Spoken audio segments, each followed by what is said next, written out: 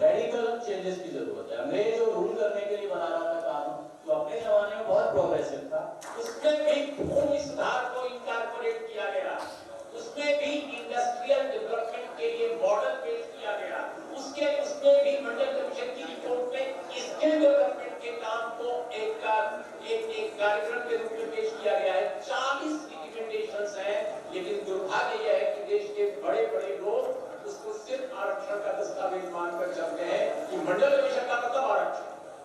समाजवादी आंदोलन का नारा क्या था? जिसकी जितनी संख्या भारी उसकी उतनी हिस्सेदारी।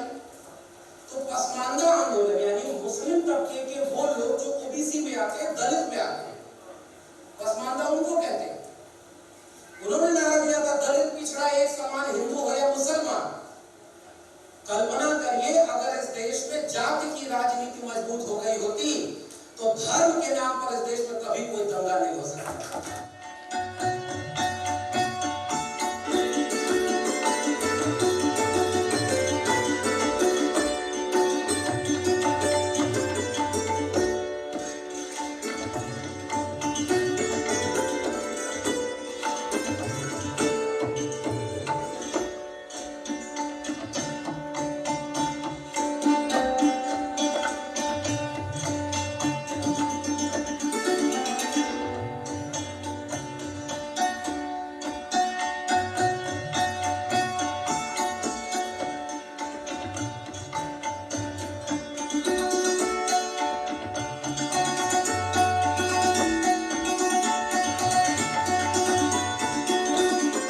शैक्षणिक विकास को लेकर आगे आए युवा।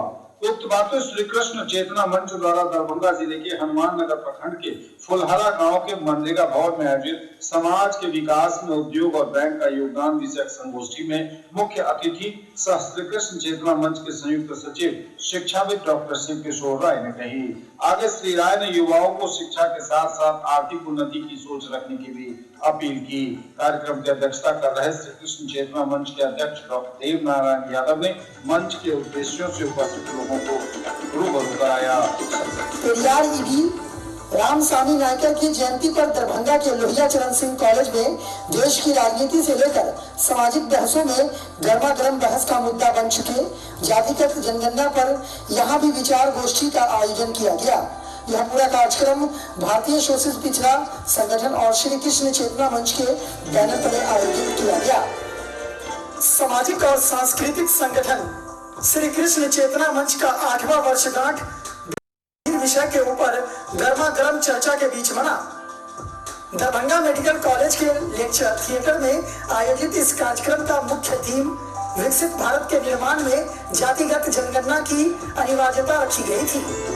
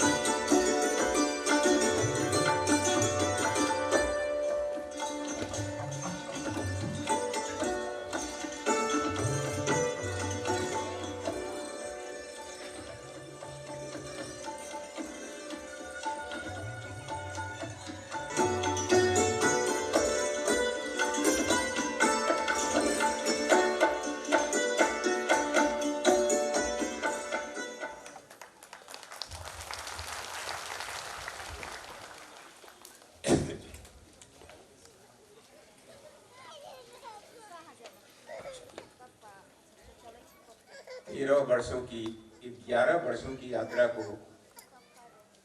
11 वर्षों की तपस्या को, साधना को कुछ मिनटों में अभिव्यक्ति देना बहुत ही कठिन काम है। फिर भी हम लोगों ने ऑडियो विजुअल माध्यम से एक छोटा सा प्रयास किया। उम्मीद करता हूँ आपको हमारी ये यात्रा अच्छी लगी होगी। हमारे बीच में 2 डॉक्टर जो हमारे विशिष्ट अतिथि हैं, हम चाहेंगे किशोर बाबू से आप 2 आदमी सामान लेके आए और इन्हें हम सम्मानित करेंगे। एक साथ समय को बचाना है।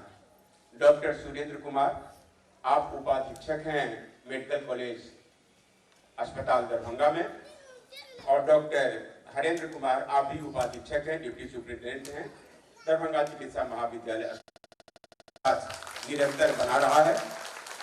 तो तालियां आपके द्वारा लगनी चाहिए।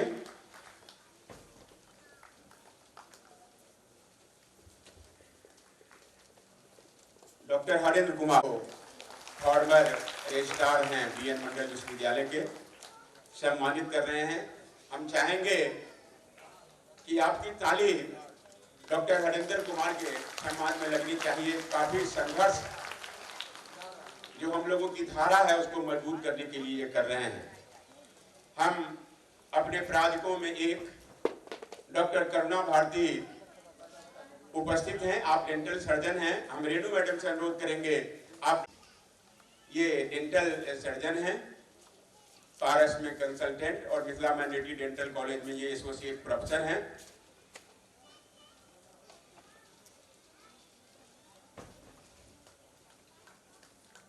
आपकी इस बेटी के लिए भी तालियां लगनी चाहिए।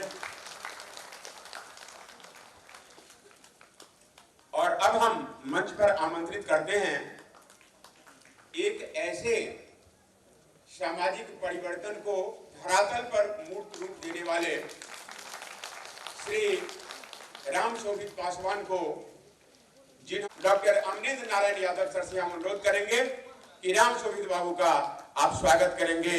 हमारे chief guest professor doctor Amrendra Narayan sir.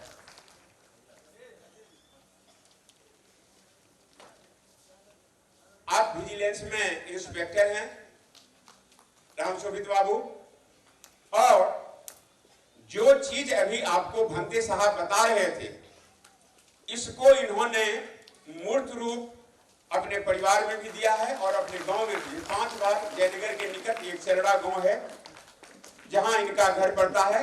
हम लोग 5 बार गए हैं। तालियां आपके बीच में ऐसे जुझारू जो हमारे समाज व्यवस्था परिवर्तन में लगे हुए लोग हैं, उनके सम्मान में लगना चाहिए। श्री राम शोभित पासवान जी, चलिए अब हम सम्मान की गाथा को यही 11वां वार्षिक उत्सव में पधारे हुए हमारे मंच की अध्यक्षता कर रहे हैं डॉक्टर देवनारायण बाबू, निदेशक है मिथिला शासकीय संस्थान के। मुख्य अतिथि प्रोफेसर डॉक्टर अमरेंद्र नारायण यादव जी, मैं तहे दिल से उनको स्वागत करता हूँ। विकट परिस्थिति में यहाँ आए। मुख्य वक्ता professor doctor Vinay Kumar Chaudhary, doctor Lakshman Yadav ji जो दिल्ली यूनिवर्सिटी से आए हैं। इसके बाद हमारे विशिष्ट अतिथि है श्रीमती रेणु देवी जो जिला परिषद के अध्यक्ष हैं, और जीएमसीएच के 2 उपाधीक्षक डॉक्टर हरेंद्र बाबू और डॉक्टर सुरेंद्र बाबू पधारे हुए हैं। मैं उन्हें भी हार्दिक स्वागत करता हूं। इसके बाद प्रोफेसर सचिंद्र साहब आए हैं। सुनील कुमार जी वामसेफ के क्रांतिकारी हमारे युवक आए हुए हैं। भंते बुद्ध प्रकाश जी, जिसके बारे में अभी अंधविश्वास वगैरह के बारे में सुने, और उनके साथ है सियाराम, स्वर्गीय सियाराम जी, और मंचासीन जितने मुख्य प्रायोजक आए हुए हैं, मैं सभी को स्वागत करता हूं। मंचासीन जितने लोग हैं सभी को स्वागत करता हूं और सबसे ज्यादा स्वागत इस विषम परिस्थिति में आप दर्शकगण, माताएं, बहनों, भाइयों, बुजुर्गों जितने आए हैं सबको मैं स्वागत करता हूं। और एक पंक्ति के बाद मैं अपनी वाणी को विराम दूंगा। आपका स्वागत करने हम सब मिलकर आए हैं। चेहरे पर मुस्कान, हाथों में फूलों की माला लाए हैं, दाएं साइड में जगह खाली है, हमारे मुख्य अतिथिगण सम्मान पूर्वक बैठ जाएं। दाएं साइड में खाली है, जो भी वॉलंटियर है उन्हें आप 5 मिनट के अंदर विषय प्रवेश करावें। डॉक्टर पूरण यादव।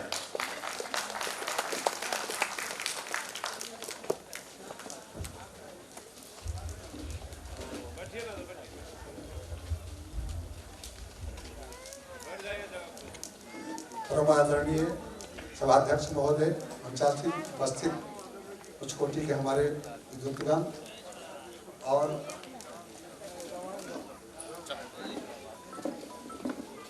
मुख्य अध्यक्ष डॉक्टर देवनंदन यादव, मुख्य अतिथि डॉक्टर अमरेंद्र नारायण यादव, मुख्य वक्ता doctor Vinay Kumar Chaudhary, doctor Lakshman Yadav, Shrimati Renu Devi, doctor Surendra Kumar उपाध्यक्ष, डॉक्टर हरेंद्र कुमार जी और आप उपस्थित सभी क्षेत्रों से आए हुए महानुभाव मातृशक्ति। बड़ी खुशी की बात है कि श्री कृष्ण चेतना मंच बड़े ही हर्षोल्लास के साथ यह 11वां वार्षिक उत्सव मनाने जा रहा है और उसमें आप सब भागीदारी हैं।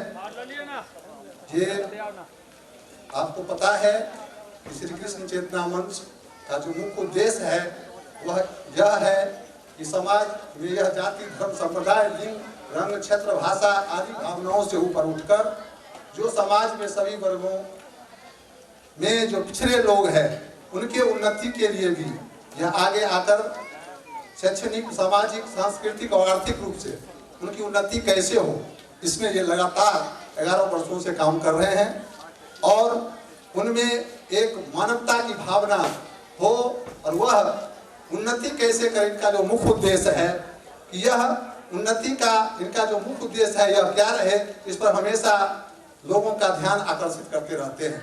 आप देखते हैं कि यह देश जो प्राचीन से कभी मुगलों का गुलाम रहा, कभी अंग्रेजों का गुलाम रहा, कौन लोग विकास किए? तो जो लोग शिक्षा से जुड़े रहे, वह शिक्षा से जुड़े हुए व्यक्ति विकासशील किए और सभी के राज्यों में, चाहे वह राजतंत्र राज हो, सभी में वह अपना सत्ता जमाए रहा। इस प्रकार से हमें शिक्षित करने के लिए यह मंच हमेशा आगे रहता है। और आपको पता है कि आज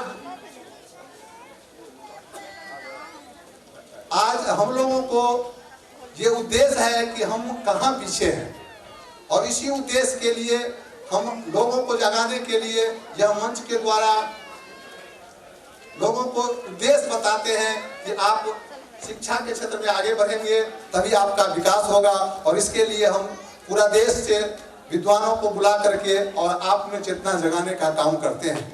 आप देखते हैं कि हम शिक्षित होंगे, संगठित होंगे, तभी जाकर हम आगे बढ़ेंगे और हम वोट उसी को डालेंगे जो हमें फायदा देने का काम करेगा। आज आप देखते हैं कि मेरा ही लोग कहीं दूसरे जगह खड़ा है और हम समझते हैं कि मेरा ही आदमी है और हम वोट दे देते हैं और क्या होता है कि आप क्या देश का दुर्दशा है सो आप देख ही रहे हैं। इसीलिए आप चाहते हैं कि हम अपने दुर्दशा को ठीक करें, राष्ट्र की स्थिति को ठीक करें, तो हमें आगे आकर के हम अपने आप को समझना होगा और इस देश के विकास के लिए हम लोगों को आगे आकर के और श्री कृष्ण चेतना मंच के उद्देश्यों के साथ इनके हाथों को मजबूत करना पड़ेगा और इनके द्वारा जो विद्वान आते हैं उनके उद्देश्यों को समझ करके और इस समाज के विकास के लिए, राष्ट्र के विकास के लिए हम काम करेंगे।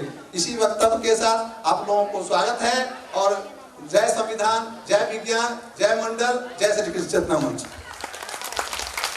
बहुत बहुत धन्यवाद। एक सूचना, आप दर्शक दीर्घा में जो लोग बैठे हैं कुछ बच्चे इस हॉल के बाहर जो बालकोनी उस साइड से है वहां चले जाते हैं, वहां बिजली के नंगे तार इधर उधर फैले हुए हैं, तो खतरा हो सकता है। इसलिए अपने बच्चे को कृपया संभाल के रखें। जो छोटे छोटे बच्चे आए हैं, यदि आपके ये मेरी आवाज सुनाई पड़ रही हो तो कृपया आप इससे बचें, ऊपर नहीं जाएं आप अनावश्यक। अब हम सादर अनुरोध करना चाहेंगे, एक प्रोटोकॉल है उद्घाटन भाषण का। मैंने उद्घाटन भाषण के लिए अपने मुख्य अतिथि के लिए 50 मिनट का समय निर्धारित किया था, लेकिन जो समय की बाध्यता है उसमें हमें क्षमा मांगते हुए उद्घाटन भाषण के लिए सादर आमंत्रित करते हैं प्रोफेसर अमरेंद्र नारायण यादव सर को। 20 से 25 मिनट में अपनी बातों को कंक्लूड करेंगे प्रोफेसर डॉक्टर अमरेंद्र नारायण यादव।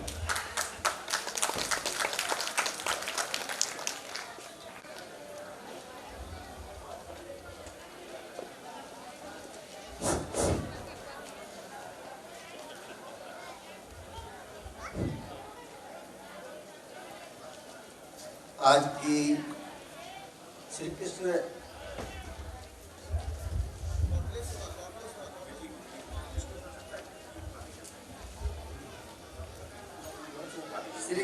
चेतना मंच के द्वारा आयोजित इस संगोष्ठी में श्री लक्ष्मण प्रसाद यादव और मंचासीन विद्वत जन और सबसे ज़्यादा मैं ऑडियंस में बैठे हुए तमाम महिलाओं और आगंतुक मेहमानों का धन्यवाद देता हूँ। ज़्यादा समय मैं नहीं लेना चाहता क्योंकि वक्ताओं का ज़्यादा है। आपसे 2-3 बातें मैं कहना चाहता हूँ। जिस विषय पर भारत के वर्तमान सामाजिक सांस्कृतिक परिदृश्य की चुनौतियां और समाधान पर आज यह कार्यक्रम आयोजित किया गया है।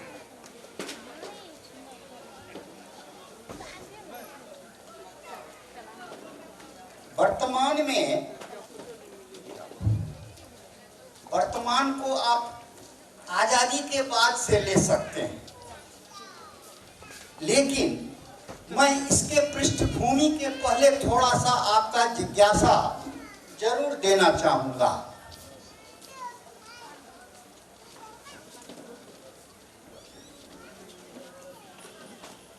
भारतवर्ष में तक्षशिला विश्वविद्यालय था जो अभी पाकिस्तान में है, और वहीं से सिंधु घाटी सभ्यता हुई। बड़ा ही डेवलप्ड था सिंधु घाटी। समाज में समानता था, समाज में चाहे छोटे बड़े सबको बराबर का अधिकार था। लेकिन बाद के समय में वहां से पश्चिमी सभ्यता से आर्य लोग आए। आर्य लोग ने उन सभ्यता को, सिंधु घाटी सभ्यता को दबाया, और अभी का जो आप उत्तर भारत देख रहे हैं उसमें वर्चस्व उसी आर्यों का है। शासन में, सत्ता में, शिक्षा में जो मुख्य चीज है उसमें उन्हीं का सत्ता है। आजादी के पहले तक में, बाद में 1947 में जब देश आजाद होता है तब तो ये बहुत बड़ा तबका जो है मध्यवर्गीय जातियां, इसका काम था पहले केवल कृषि से अपने को जोड़े रखना, अन्य कार्यों से। अब जब उसके पहले जब अंग्रेज यहाँ से आए थे तो कुछ नए विचार उन्होंने लाया। क्या लाया? कहा कि सामाजिक और आर्थिक समानता होना चाहिए। लोकतंत्र के बारे में उन्होंने बतलाया। पहले लोकतंत्र वगैरह नहीं था यहाँ पर, राजा महाराजा का देश था, छोटे छोटे रियासत में बटे हुए थे। अपना जीवन शैली उनका कुछ और था, उस पर मैं नहीं जाना चाहता हूँ। लेकिन आप और मैं और जितने समाज में बैठे हुए लोग हैं और महिलाएं हैं, इसका जो है सो माली हालत ठीक नहीं था। आप कहिएगा क्यों ठीक नहीं था? क्योंकि रोजगार पर इसका अधिकार नहीं था। रोजगार उसी को मिलेगा जिसको शिक्षा होगा। अब आप शिक्षा दो तरह का है। आप देखिएगा दरभंगा के कोई ब्लॉक में लिखा हुआ रहेगा कि 100% यहाँ शिक्षित हो गए। काहे दस्तखत करने आ गया, वो शिक्षित हो गए हैं, जरा आकलन करिए।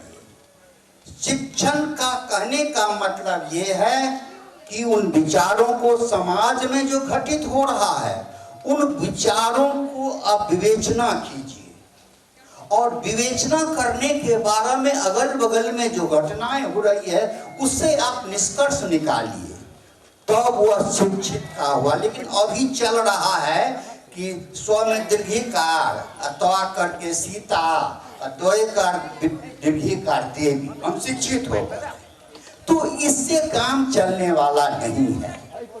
और वह तबका जो समझ लिया कि हमको अगले 100 वर्षों तक राज करना है, वह तबका शिक्षा को पकड़ लिया। और हम लोग जब आजादी के बाद इधर 80 के तरफ से बाद में, मैं यूनिवर्सिटीज की बात कर रहा हूँ, कुछ सेलेक्टेड यूनिवर्सिटी हैं जिसमें से सही एजुकेशन है, बाकी में खाली डिग्री बांटा जा रहा है। तो उस डिग्री लेकर के क्या करिएगा? नौकरी मिलने वाला नहीं है। पूरे हिंदुस्तान में 4 करोड़ नौकरी है, 3 करोड़ प्राइवेट सेक्टर, 1 करोड़ सरकारी। रोज हल्ला हम कर रहे हैं कि हमको सरकारी नौकरी दो, सरकारी नौकरी दो, सरकारी नौकरी दो।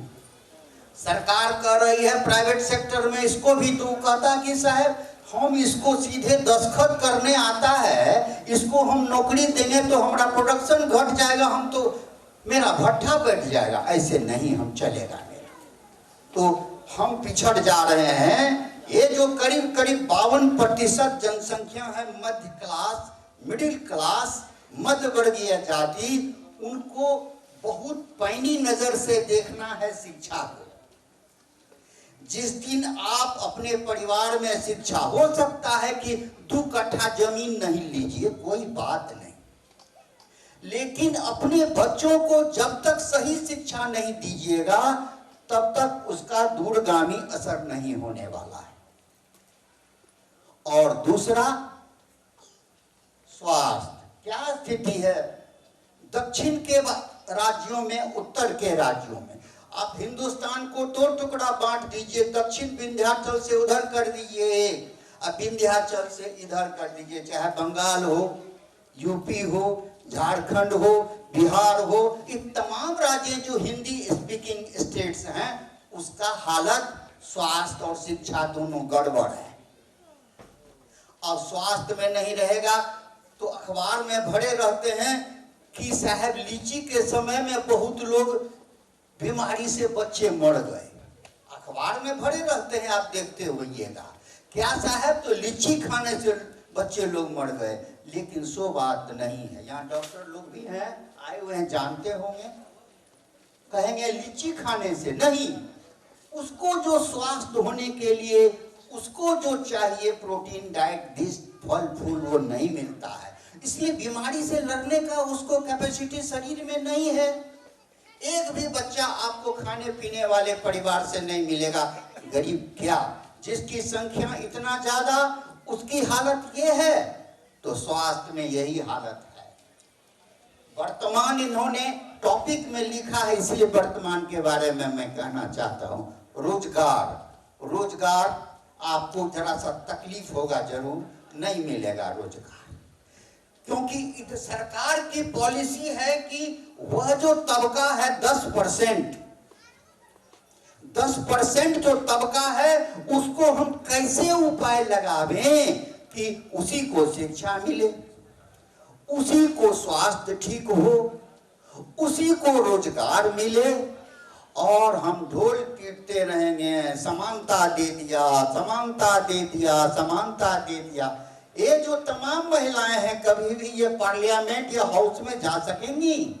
नहीं जा सकेंगी, क्योंकि यह मध्य जातियों से कवर करती हैं और उसमें कहीं भी नहीं है। 29 में जा करके महिलाओं के लिए होगा। ये मेरा व्यक्तिगत विचार है। मैं ये नहीं कहता हूं कि महिलाओं को नहीं मिलना चाहिए, लेकिन उसमें क्लॉज तो घुसाना चाहिए कि साहब जो जिसकी आबादी जितनी ज्यादा उसका भी रिप्रेजेंटेशन होना चाहिए।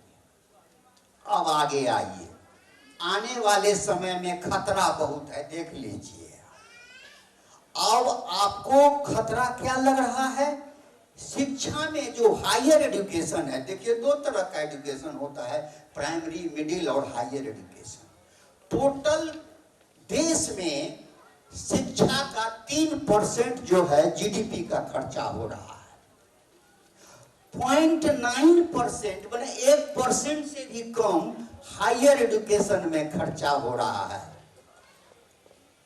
DP Singh vice chancellor Delhi university ने एक स्टेटमेंट दिया था, हिंदू में निकला था कि साहब 0.9% से कैसे काम चलेगा? तो मोटा मोटी मान के चलिए आपका 1%, इधर 2% जो बचा वह प्राइमरी और सेकेंडरी में दिया जा रहा है। और हम लोग भी जब पढ़े हैं तो जिस स्कूल में छप्पर था, अब बोरा पर बैठ करके पढ़ते थे, आगे कोई गेट नहीं, पीछे कोई गेट नहीं, इधर से घुसते थे, चले जाते थे। मैं उन समय की बात कर रहे हैं। आज सुविधाएं हुई, मकान तो बन गया है, लेकिन क्वालिटी ऑफ द टीचर वो नहीं है जो होना चाहिए। क्यों नहीं है, इस पर आपको विचार करना है। तो शिक्षा का तो ये हालत है। आज के परिवेश में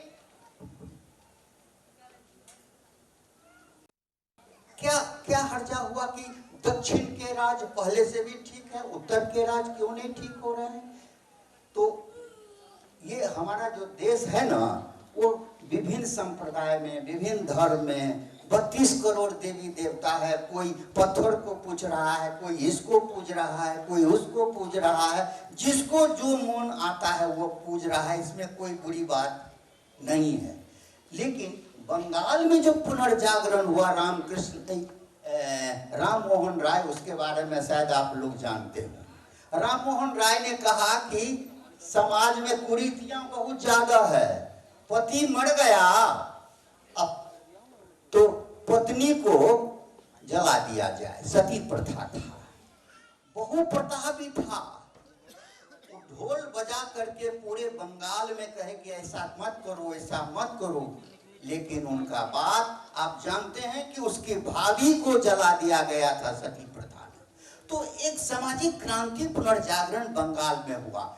मुझे पूरा आशा है कि आने वाले समय में यदि यहाँ के समाज सेवी, चिंतक, मनन करने वाले लोग इस तरह समाज में जो मध्य जातियां जिसकी संख्या ज्यादा है, उनको यदि नर्चरिंग करते रहेंगे, फीडबैक करते रहेंगे, बतलाते रहेंगे, तो वो दिन दूर नहीं कि सत्ता की चाबी इन्हीं मध्य जातियों के पास होगी। इसमें घबराने की बात नहीं है।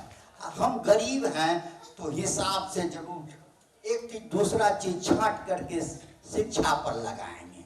वो डर रहा है कि इस कौम को सब चीज दे दो, खाली शिक्षा तो नहीं हो, इसका उपाय कर लिया जाए। इस चीज को आपको समझने की जरूरत है। खास करके मैं माताओं, बहनों और को जरूर कहना चाहता हूं कि अपने बच्चों को शिक्षित जब तक नहीं कीजिए, कष्ट तो है, शिक्षित नहीं कीजिएगा तब तक कल्याण आपका नहीं होने वाला है। इस तरह के कार्यक्रम जैसा कि इन लोगों ने किया, देवनारायण बाबू ने, राम उधार बाबू ने किया, इस तरह का मैं दूसरी बार में लगता हूँ दरभंगा आया हूँ। श्री कृष्ण यहाँ का मंच के द्वारा था, एच.एन. यादव हॉल में शायद फंक्शन हुआ था, उसमें मैं आया और व्यस्तता के कारण इनकी बातों को मैं नहीं काट सका और आपके साथ रूबरू हुआ, कहने का मौका मिला। और इस आने वाले समय में देख लीजिए कहां कहां आपको है। क्या बात है साहब, आपकी संख्या 52% से ज्यादा है और तुरंत आया पार्लियामेंट में बिल पास कर गया, 10% को तुरंत मिल गया, न हो हल्ला हुआ। साहब जब तक सत्ता नहीं पकड़िएगा, सत्ता कैसे पकड़ी, इतना में डिवीजन कर देगा ना, आपको लगेगा कि मेरा कुटुंब खड़ा हो गया है। अरे कुटुंब को भी देखिए, उससे नाराज मत होइए, लेकिन ये देखिए कि मेरा समाज का इंटरेस्ट कौन सॉल्व कर रहा है। जो आपके समाज का इंटरेस्ट सॉल्व करे, कुटुंब को बाद में भोजन नहीं करिए, उसके यहाँ कोई बात नहीं, लेकिन अपने ध्येय को निश्चित रखिए कि हमें क्या करना है, क्योंकि समानता में सबको बराबर का वोट देने का अधिकार है। इनको महत्व को जब, अच्छा इधर पार्लियामेंट में मनोज झा ने एक बात कहा साहब, देखिए क्या कहा, वो यूपी के थे, ओम प्रकाश, वाल्मीकि जी का हुआ ऐसा हंगामा किया साहब। अरे आप तो जानवे करते हैं कि इस मध्य जातियों को मौका नहीं मिला, तो मौका नहीं, याद कीजिए अमेरिका में गुलाम बनाकर लाया जाता था। जैसे भेड़ बकरी नहीं खरीदता है, जैसे कि एक बकरी खरीदा, 2 बकरी, वहां पर आदमी का झुंड लगा देता था और कहता था कि अपना डाक लगाइए, जो सबसे डाक होता था उसको खरीद लेता था। उस झुंड में 50 आदमी 100 आदमी रहता था, सब गुलाम। जब गुलाम गया वहां पर, मार्टिन लूथर किंग हुए, बहुत सारे उसमें हुए, उन्होंने अब्राहम लिंकन ने पहली बार वोट का अधिकार दिया उसको। तो एक लड़ाई, जो लंबी लड़ाई अब 70 वर्ष में चाहते हैं, अभी 17 वर्ष में वो जाकर के परेशान है कि कहां सुधर, सबको हम क्या कहते हैं कि ज्यादा जाकर के एजुकेशन देने का कारोबार करें। इसलिए एकदम कछुआ की गति से, खरगोश की गति से नहीं, कछुआ की गति से धीरे धीरे धीरे धीरे धीरे आपको अपने लक्ष्य को प्राप्त करना है। वो दिन दूर नहीं कि आप लक्ष्य को प्राप्त नहीं कर सकते हैं। और मैं इन्हीं बातों से तमाम मंचासीन और राम बुझानों को धन्यवाद देते हैं कि इनका बातों को मैं काट नहीं सका, और तमाम मंचासीन जितने विद्वज्जन हैं, सामाजिक सुधार हैं, सबको मैं प्रणाम करता हूँ, नमस्कार करता हूँ। जय हिंद, जय कृष्णा, चेतना। थैंक यू सर, आपने अल्पावधि में अपने भाई को जोरदार तालियों के साथ आशीर्वाद दीजिए, ताकि आपके झंडा को जो बुलंदियों के साथ, यदि हिमालय से भी कोई बड़ी चोटी हो तो वहां ये पूरे निडर और सफलतापूर्वक वहां गाड़ सके, लहरा सके। बहुत बहुत धन्यवाद। आइए,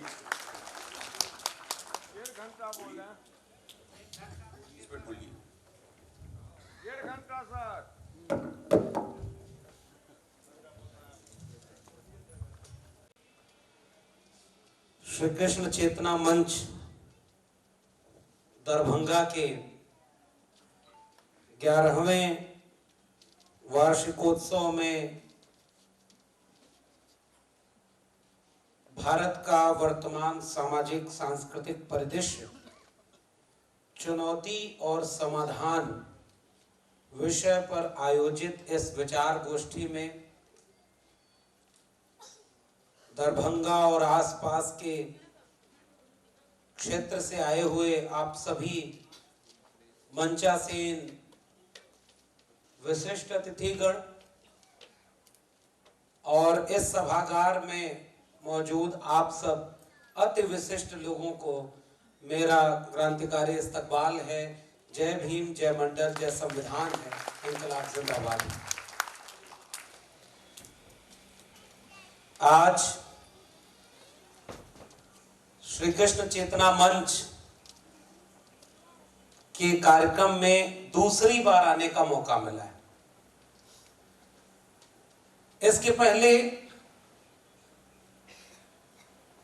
2021 में एक बार और आने का मौका मिला था और आप सबको ये बात बताते हुए मुझे बहुत खुशी है कि जिस भूमिका में हम आज हैं, सार्वजनिक जीवन में जाकर के लोगों के बीच जाकर अपनी बात रखने का,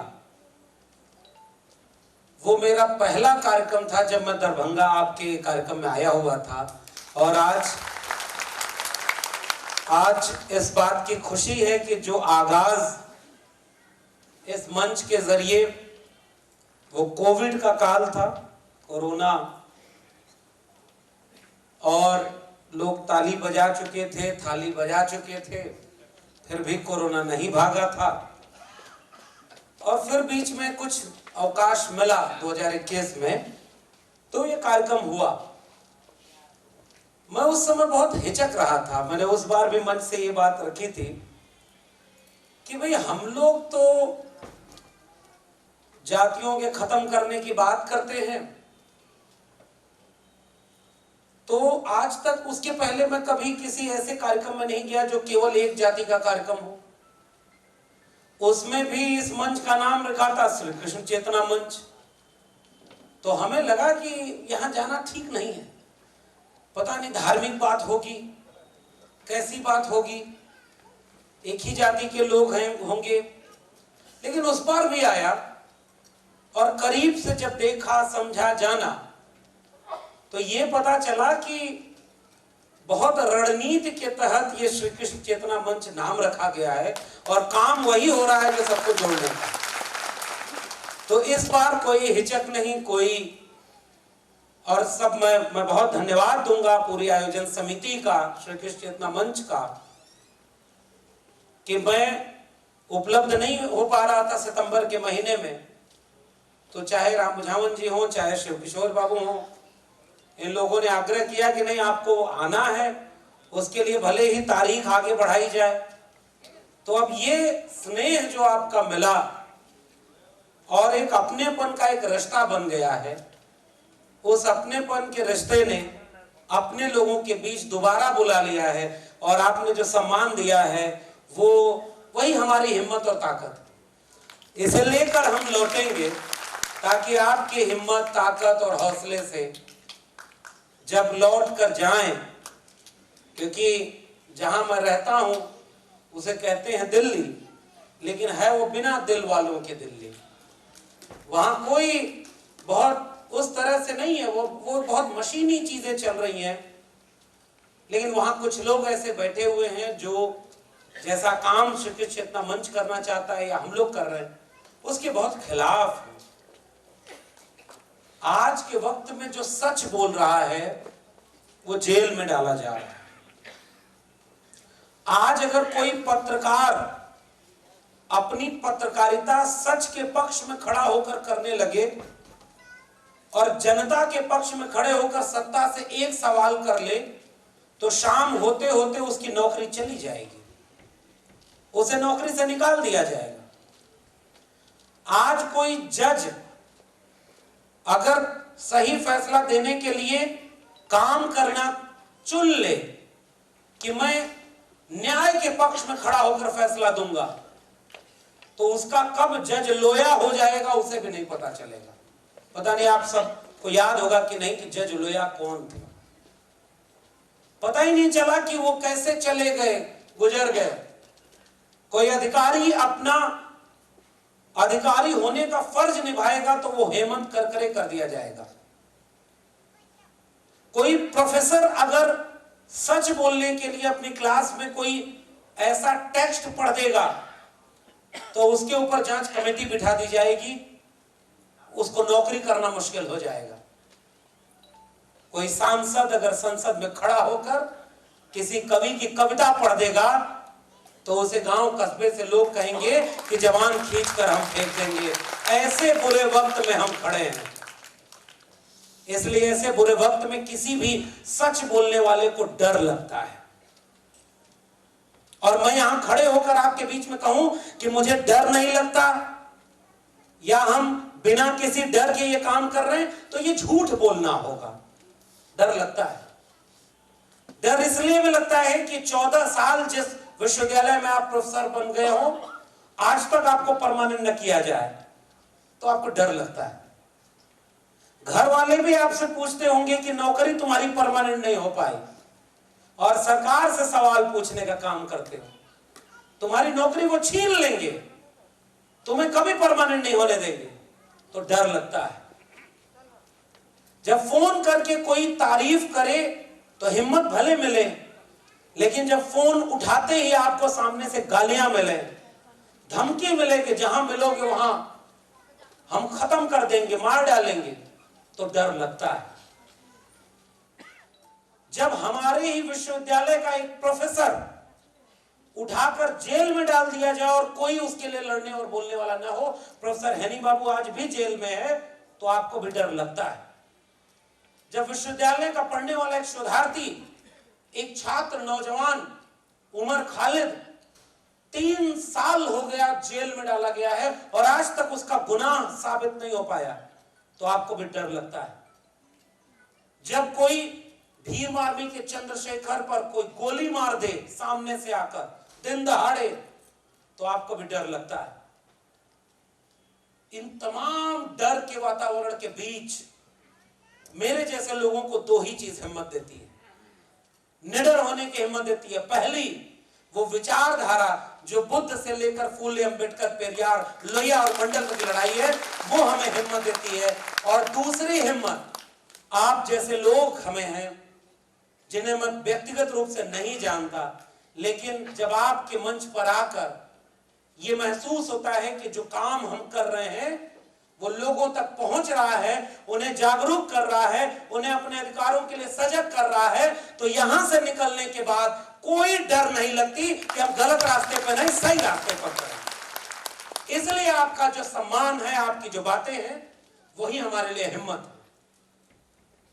वरना आज कौन से वक्त में हम खड़े हैं साथियों, दरभंगा के जागरूक लोगों, आज 2 अक्टूबर है और आज जिसकी प्रतिमा पर आपने पुष्प अर्पित कराया, ऐसे मोहनदास करमचंद गांधी का आज के दिन जन्म हुआ था।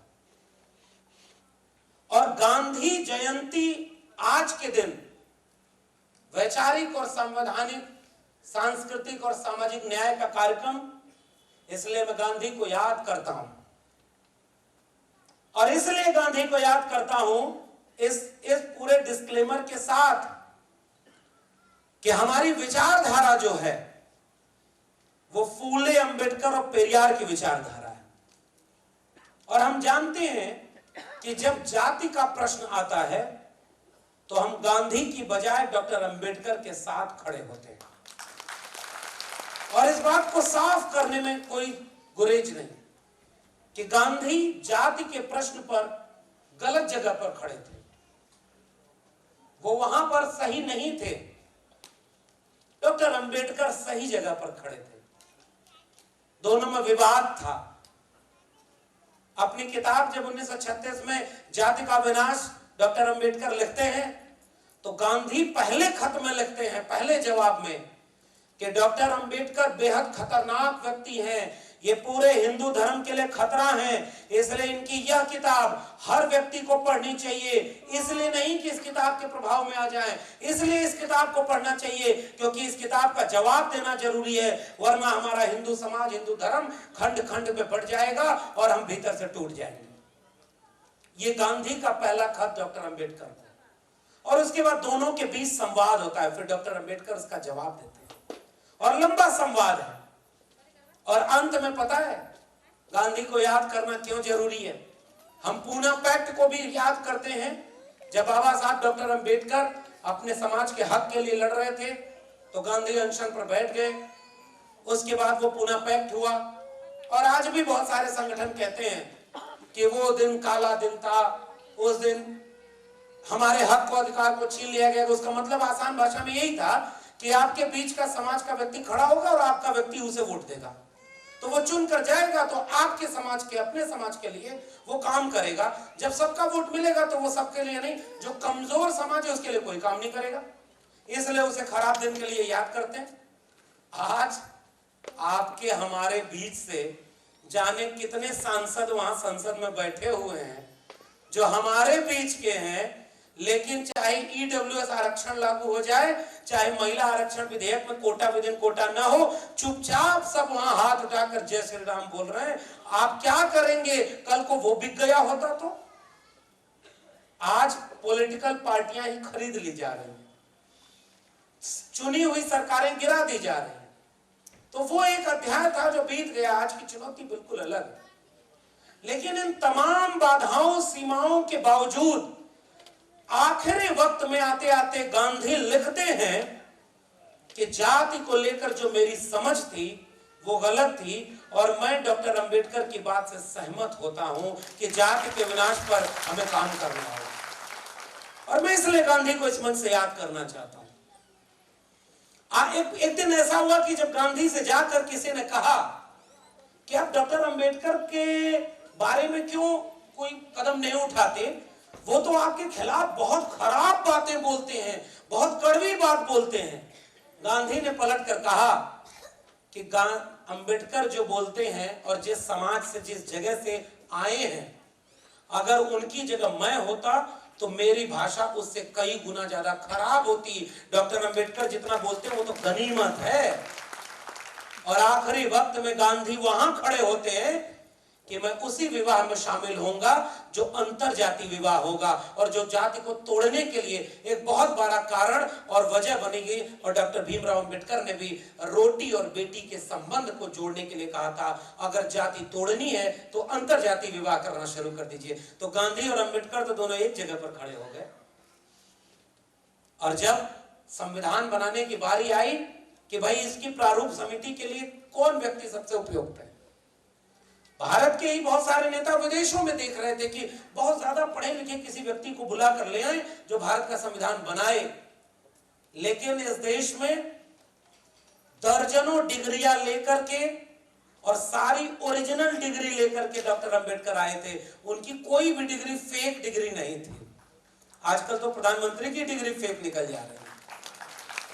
तो जो डिग्रियां लेकर डॉक्टर अंबेडकर आए थे, अपना उन्होंने काम किया, जितने किताबें लिखी थी, उसकी वजह से भारत के संविधान सभा की प्रारूप समिति का प्रमुख बनाने के लिए डॉक्टर अंबेडकर का नाम आगे बढ़ा करके और सबको बराबर का हक दिलाने का संविधान बनाने की भूमिका में एक छोटी सी भूमिका गांधी की भी थी। और इसलिए हम दोनों को मिला करके जहां मिलने का रास्ता है वहां एक करने की बात करते हैं। और गांधी से असहमत तो डॉक्टर राम मनोहर लोहिया भी थे। दोनों में बहुत झगड़ा हुआ करता था, लेकिन दोनों में एक वैचारिक तालमेल भी था। डॉक्टर अंबेडकर और डॉक्टर राम मनोहर लोहिया में बहुत सारा मतभेद था। जब डॉक्टर अंबेडकर कहते थे कि डॉक्टर राम मनोहर लोहिया धर्म को लेकर अलग राय रखते हैं और हम इससे सहमत नहीं है, लेकिन 1956 के वक्त में डॉक्टर राम मनोहर लोहिया और डॉक्टर भीमराव अंबेडकर एक साथ मिलकर के काम करना चाहते थे। अपने तमाम मतभेदों को पुनः पीछे करके वो चाहते थे कि जितना मिलकर काम करने का रास्ता है, कम से कम उतने तो एक साथ हो जाएं और दोनों मिलकर के अंबेडकरवाद और समाजवाद एक साथ मिल जाए तो पूरे देश पर राज होगा।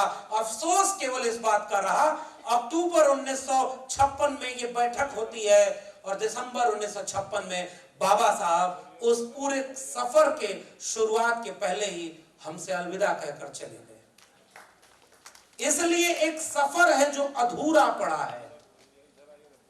इसलिए अगर इन तीनों के बीच कोई रिश्ता जोड़ने का बन सकता है, और मैं फिर से दरभंगा के वैचारिक लोगों आपके सामने एक बात कह के जा रहा हूं, डॉक्टर राम मनोहर लोहिया की हर बात से डॉक्टर भीमराव अंबेडकर सहमत नहीं थे और डॉक्टर भीमराव अंबेडकर की हर बात से डॉक्टर राम मनोहर लोहिया सहमत नहीं थे, लेकिन दोनों विद्वान थे। फिर भी दोनों अगर एक साथ मिलकर के काम करना चाहते हैं तो आज इस देश के 90% कमेरा लोग आपस में लड़ने के तमाम मौके छोड़कर जितना जुड़ने का मौका हो उतना एकजुट हो जाएं तो अगला शासक आपका होगा। केवल ये बात आपसे कहने हैं। हम ऐसे मंचों पर जब भी खड़े होते हैं तो हम लड़ने वाले कारण ढूंढते हैं। भाई किसने गलती की? तो लालू प्रसाद यादव ने बहुत गलत किया, भाई मुलायम सिंह ने बहुत गलत किया, कांशी राम ने बहुत गलत किया, क्योंकि इनको तो राज करने को मिला तो गलती होगी। लेकिन इस गलती को गिनाते गिनाते हमारे और आपके बीच के लोग जाकर के वहां उधर बैठ गए जो पूरे सामाजिक न्याय की हत्या करके मनुस्मृति इस देश में लाना चाहते हैं। आज 2 अक्टूबर 2023 के दिन जब हम खड़े हैं और हम गांधी को याद करते हुए, गांधी जितना डिजर्व करते थे उतना श्रेय उन्हें देने के लिए आपसे गुजारिश करते हैं, तो हम अपने आप गांधी, अंबेडकर, लोहिया के भारत के पक्ष में खड़े हैं और उनके खिलाफ खड़े हैं जो गांधी को गोली मारने वाले का मंदिर बनवाते हैं और उसकी पूजा करने का इस देश में नया चलन खड़ा करना चाह रहे हैं। तो गोडसे को मानने वालों के खिलाफ अगर हमें खड़ा होना होगा तो हम गांधी के साथ खड़े हो, हम गोडसे के साथ नहीं खड़े हो सकते। लेकिन जब हम गांधी के साथ खड़े होंगे तो हम एक बात कहेंगे कि हाँ, जाति का प्रश्न जहां आएगा वहां हम गांधी की बजाय अंबेडकर के साथ खड़े हैं। लेकिन जब भारत बनाने का प्रश्न आएगा तो हम चाहेंगे कि थोड़ा गांधी से भी कुछ अच्छा ले लें, अंबेडकर से ले लें, लोहिया से ले लें, मंडल से ले लें, कांशीराम से ले लें और सबसे कुछ थोड़ा अच्छा लेकर एक अच्छा भारत बनाए जिसमें कोई किसी को गोली मारने की बात कतई न करे। इसलिए इस बात को कहने के लिए आज के दिन से अच्छा कोई दिन नहीं हो सकता। एक कविता लिखी है नागार्जुन ने, बापू के भी ताऊ निकले तीनों बंदर बापू के, सरल सूत्र उलझाऊ निकले तीनों बंदर बापू के। आलोचना हुई है और हम आलोचना करने के दौर में, और आज जो आपका विषय है वर्तमान परिदृश्य में, हम किस विषय पर बात करने आए कि वर्तमान परिदृश्य में भारत का वर्तमान सामाजिक सांस्कृतिक परिदृश्य, तो सामाजिक और सांस्कृतिक परिदृश्य क्या है, ये सवाल तो हमें पूछना होगा। सामाजिक परिदृश्य में क्या है? जो अंबेडकर के सपनों का भारत था, जो लोहिया के सपनों का भारत था, जो गांधी के सपनों का भारत था, उन सब के भारत में एक चीज तो थी ना कि हिंसा नहीं थी। हम बुद्ध को क्यों याद करते हैं? मैं जब भी बिहार आता हूं तो ऐसा लगता है कि दुनिया को प्रज्ञाशील, करुणा और प्रेम का पाठ पढ़ाने वाला नायक इसी जमीन की मिट्टी में आज भी कहीं सांस लेते हुए हमारे इस तरफ देख रहा होगा कि मैं कैसा भारत और दुनिया बनाना चाह रहा था, और आज इस देश और दुनिया में केवल हिंसा और हत्या का माहौल बना हुआ है। बुद्ध की धरती पर खड़े होकर एक सवाल अपने आप से भी पूछने का वक्त। दरभंगा के लोगों, बिहार के लोगों, ये जमीन अगर तथागत बुद्ध की मिट्टी की जमीन है, ये जमीन अगर बाबू जगदेव प्रसाद कुशवाहा की जमीन है, ये जमीन अगर त्रिवेणी संघ और अर्जक संघ की जमीन है, ये जमीन अगर कर्पूरी ठाकुर की जमीन है, समाजवादी आंदोलन की जमीन है, तो इस जमीन से अभी भी हमें बहुत उम्मीद है। बिहार में जब आपका सामाजिक और सांस्कृतिक आंदोलन मजबूत होता है तो हम उत्तर प्रदेश वालों को दिल्ली तक एक हिम्मत मिलती है कि जब यहां मनुस्मृति वालों को रोका जा सकता है तो आपसे हिम्मत लेकर के अगली बार यह भी कोशिश की जाए कि 2024 में मनुस्मृति वालों को रोका जाए। लेकिन आपको भी मूल्यांकन इस बात का करना होगा कि जगदेव बाबू की विरासत वाले लोग आज किसको वोट दे रहे हैं। यह है भारत का वर्तमान सामाजिक परिदृश्य। जगदेव बाबू को याद, मैं पिछली बार जब आया था जगदेव बाबू के कार्यक्रम के समय पूर्वी चंपारण गया हुआ, तो पटना की गलियों पर होर्डिंग लगी हुई थी और उस होर्डिंग में एक कमल के फूल वाली पार्टी का भी होर्डिंग लगा था और वो लोग भी बाबू जगदेव प्रसाद को याद कर रहे थे। मैं उस पोस्टर को बड़ी देर तक देखते हुए विचार कर रहा था कि ये जो जगदेव बाबू को वो याद कर रहे हैं जिन्होंने उनको इतना अपमानित करके, जलील करके मारने का काम किया, जिनके खिलाफ जगदेव बाबू का पूरा आंदोलन था, उनके लोग अपने दुश्मन के साथ खड़े होकर जगदेव बाबू को याद कर रहे हैं, उनको वोट दे रहे हैं। बिहार के लोगों, आप हमसे बेहतर इशारा समझ गए होंगे।